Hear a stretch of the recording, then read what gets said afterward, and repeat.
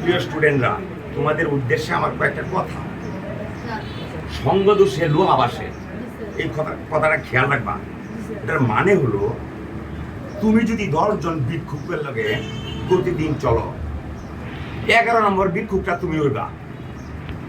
তুমি যদি 10 জন ব্যবসায়ীর সঙ্গে প্রতিদিন চলো, তাহলে 11 নম্বর ব্যবসায়ীটা তুমি হইবা।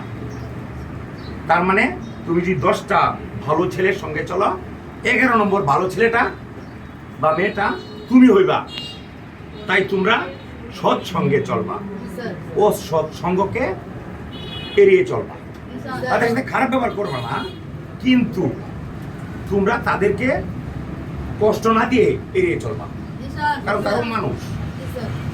আরেকটা কথা খেয়াল রাখবা, বন্ধু যত খারাপই হোক তাকে একেবারে ছেড়ে দেওয়া যাবে না, কারণ পানি যত নোংরাই হোক তা দিয়ে আগুন নেভানো যাবে।